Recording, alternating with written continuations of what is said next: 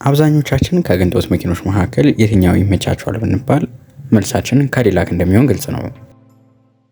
ይህም የሚያስብለን ካዲላክ ኢትዮጵያ ውስጥ ከገቡ ቀደምት መኪኖች መካከል አንዱ መሆኑ ብቻ ሳይሆን መኪኖቹ በብዛት የሚይዟቸው ታዋቂ ሰዎች እንዲሁም በባለ ሀብቶች እጅ የሚያዝ መኪና መሆኑ ልዩ ያደርገዋል። ይህም ካምፓኒ በቅርቡ በኤሌክትሪክ የሚሰራ ዘመናዊ ኤስዩቪ መኪናቸውን ለገበያ አቅርበዋል። በዛሬው ዝግጅታችንም የተሽከርካሪ ላይ ሰፋ ያለ መረጃ ይዘን ቀርበናል። አብራችሁን ቆዩ። ለዚህ ቻናል አዲስ ከሆናችሁ በዚህ ቻናል ላይ የተለያዩ መኪና ሪቪው እንዲሁም በሂሳብ ስላሉ የአዲስ እንዲሁም ያገለገሉ መኪኖች ላይ የተለያዩ መረጃዎችን ይዘን ስለምንቀርብ ስለ መኪና ለማወቅ እንዲሁም መኪናን በተመጣጣኝ ዋጋ መግዛት የምትፈልጉ ከሆነ ሰብስክራይብ ያድርጉ። እንዲሁም ቪዲዮ ከወደዳችሁት ላይክ ማድረጉ እንዳትረሱ። በአሁኑ ሰዓት ሁሉም የመኪና አምራች ካምፓኒ በሚያስብል ሁኔታ ወደ ኤሌክትሪክ መኪና ገበያ እየተቀላቀሉ ይገኛሉ። ከነዚህም ትልልቅ መኪና አምራች ካምፓኒዎች መካከል አንዱ ጀነራል ሞተርስ ነው።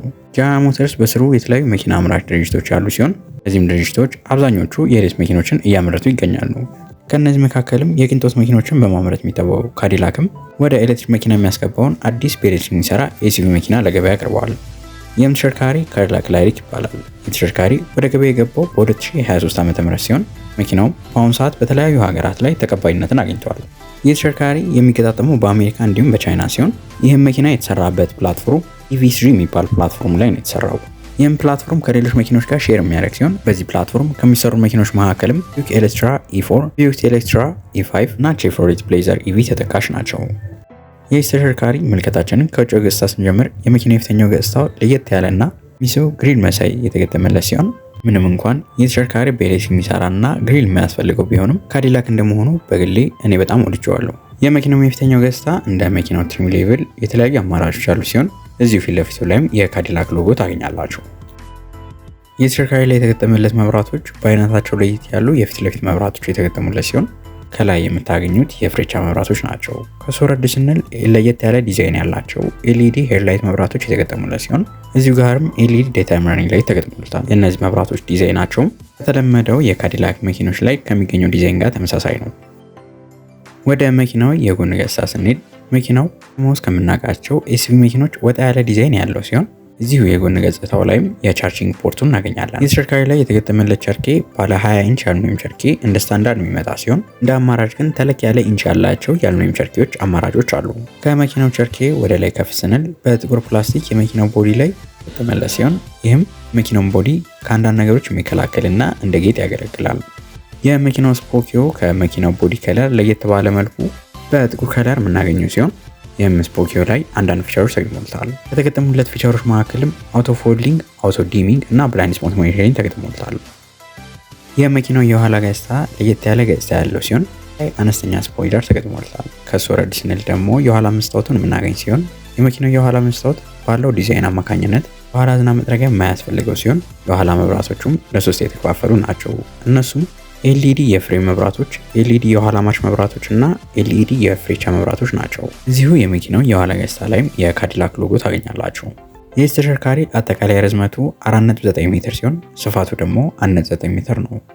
እንዲሁም የመኪናው ቁመት 1.6 ሜትር ሲሆን የመኪናው አጠቃላይ ክብደቱም 2545 ኪሎ ግራም ነው። የመኪናውም ከመሬት ያለው ከፍታ 17 ሴንቲሜትር ነው።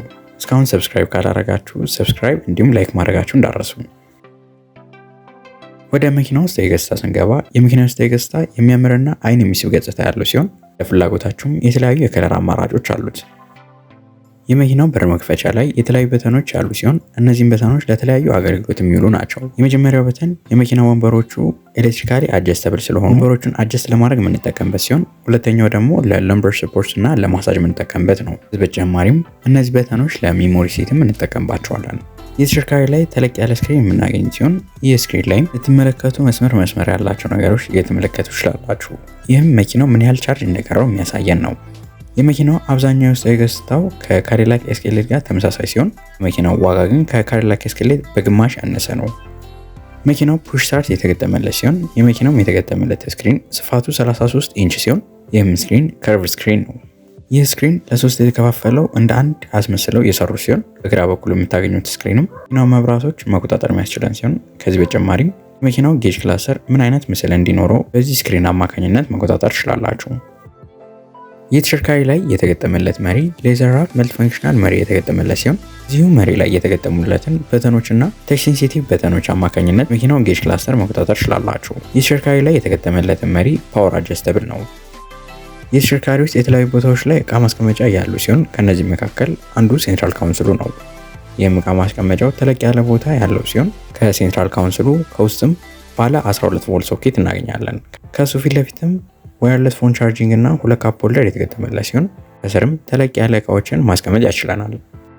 እዚህ መኪና ላይ ለየት ብሎ ያገኘሁት ነገር በሌሎች መኪኖች ላይ የዝናብ መጥረጊያ የሆነው እዚህ መኪና ላይ ግን እንደ ማርሽ ያገለግለናል። ሌላኛው ለየት ብሎ ያገኘውን ነገር በመኪናው መሪ በግራ በኩል በመሪው ጀርባ የሪጅን ብሬኪንግ መቆጣጠሪያ ተገጥሞለታል።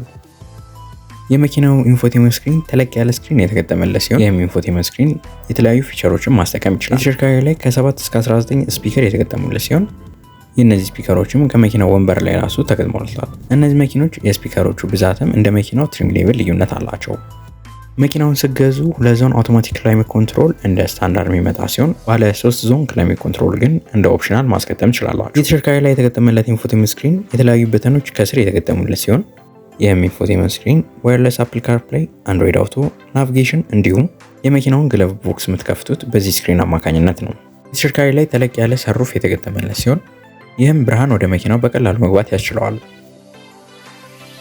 ወደ መኪናው የኋላ ወንበሮች ስንሄድ የመኪናው የኋላ ወንበሮች ሰፋፊ ወንበሮች ሲሆን 3 ሰው መጫን ይችላሉ። የመኪናው የኋላ ወንበሮች ሁለት ካፕ ሆልደር፣ ኤር ቬንት፣ ዩኤስቢ-ሲ ፖርት ሶኬቶች ተገጥሞላቸዋል።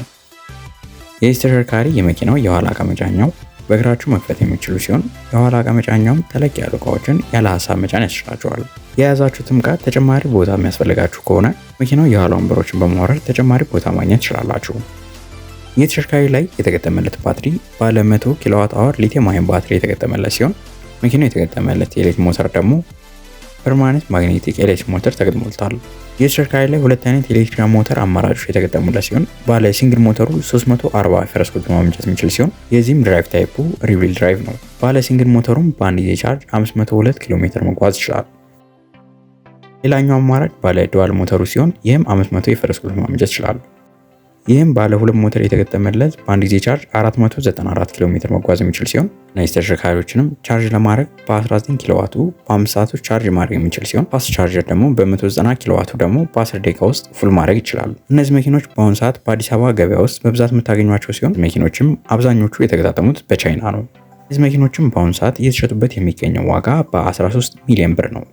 ለዛሬ ይዤላችሁ የቀረቡት መረጃ ይህን ይመስል ነበር። ቪዲዮውን ከወዳችሁት ላይክ፣ እንዲሁም ሌሎች ከመኪና ጋር የተገናኙ መረጃዎች መከታተል የምትፈልጉ ከሆነ ሰብስክራይብ ያድርጉ። በቀጣይ ሌሎች ከመኪና ጋር በተገናኙ መረጃዎች እስከምንገናኝ ድረስ መልካሙን ሁሉ ተመኘው።